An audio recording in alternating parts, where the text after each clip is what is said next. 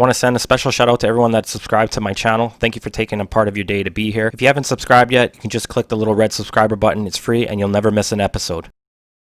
Some NBA players want to be rappers, and some rappers want to be NBA players. Basketball and hip-hop are a part of each other's cultures, so to speak. While many NBA players attempted to take their talents to the mic, Shaq may have been the most successful out of any player in the music industry. But who is the hip-hop artist that had the most successful rap career?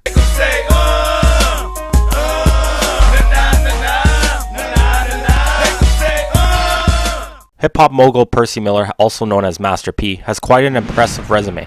The founder and CEO of No Limit Entertainment, Miller at its peak owned No Limit Enterprises, No Limit Records, Bout It Inc., No Limit Clothing, No Limit Communications, No Limit Films, No Limit Sports Management, PM Properties, and Advantage Travel, along with a Foot Locker and a gas station. Wait, what about No Limit Toys or Dolls?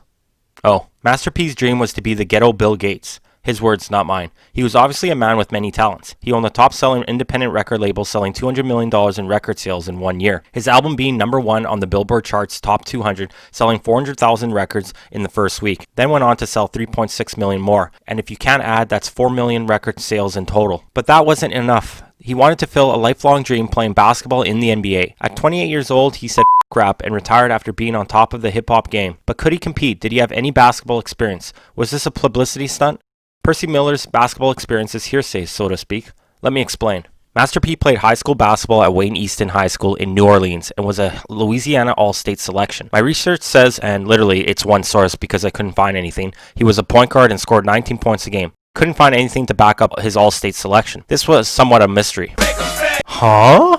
As far as college goes, Master P claimed he got a full scholarship at the University of Houston, but severely injured his knee, apparently an ACL tear, during a preseason practice, but left after he was told he would be redshirted. This was further investigated by the sports director who worked at the University of Houston and could not find his name on any of the media guides, but did find a questionnaire with his name on it. That questionnaire would prove that he was on the team for at least 2 weeks. On the questionnaire was his self-proclaimed stats: 6'4", 178-pound freshman who averaged 18 points, 9 assists, 5 rebounds, and 3 steals for Warren Easton.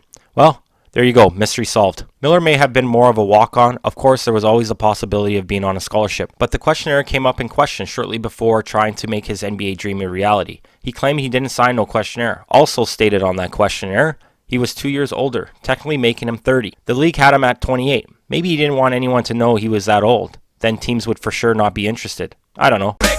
Huh? Well, it's still a mystery. During the lockout season, Michael Jordan had just retired, and Master P was the most exciting thing in basketball, besides the season actually starting, of course. Even had his own shoe, and no, he didn't make them. Converse did back in 1999. What can't this guy do? He would somehow get a tryout with the Charlotte Hornets without any real basketball experience. Maybe he often played pickup with NBA players. Maybe he had connections. Wait a minute. How the heck do you get an NBA tryout and not even play college ball? I don't know. Huh? What were his strengths, you ask? The 6'4" master could shoot, spot up, and off the dribble. His release was slow, coupled with a decent handle, but not very athletic in terms for NBA standards. The Hornets would hold an inter-squad scrimmage for the fans. Usually they would get an average of 8,000 people in attendance, but they had people waiting in line at 7 a.m. waiting to get in just to watch P play. The game would start with P on the bench, and the 15,000 fans would chant, "We want P, we want P." Percy Williams would finally get his chance as he entered the game. He hit a 3 immediately and would finish the game going 3 for 6 from the field, scoring 9 points with 4 assists, 2 rebounds, and 1 turnover in 16 minutes of action. His team would go on to win after the game. Percy Williams would tell reporters, "I know that's what I can bring to the league. I've got a big following and sold a lot of records. I just came to show the world I can play basketball." On February 1st, 1999, 4 days before the Hornets season opener, Percy Miller would quote, "The GM Bob Bass called me in and said, 'You can play. You're a hell of a basketball player, but your music is pure filth. And it's a Bible Belt city, and they let me go.'" The following year, Master P would get a second opportunity, this time with the Toronto Raptors. The 29-year-old, I think, would actually get to play some exhibition games. During his tryout, according to Forbes magazine, Master P was the 10th highest paid entertainer. Had enough money and ventures that he would be more than okay if he did not make the team. But for him, it wasn't about the money, but fulfilling a childhood dream. Hip-hop was just secondary at this point. Master P played 6 preseason games and had his most notable game against one of the worst teams in the league, the Vancouver Grizzlies. But every team is terrible in the preseason.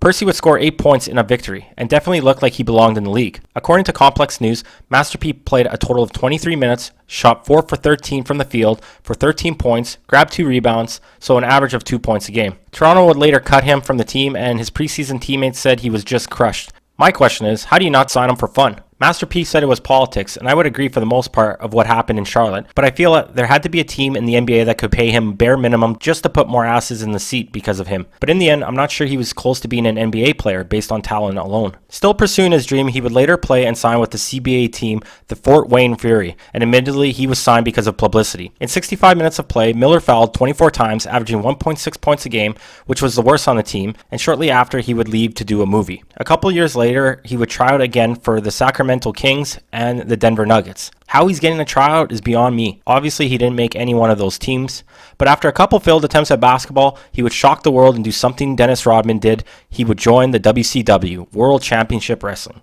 He had a brief stint in which he feuded with the Filthy Animals and the West Texas Rednecks. It does seem that whatever Master P touched, he would have success in, and although he didn't make the NBA, he was damn close to doing so. And I almost forgot. Huh?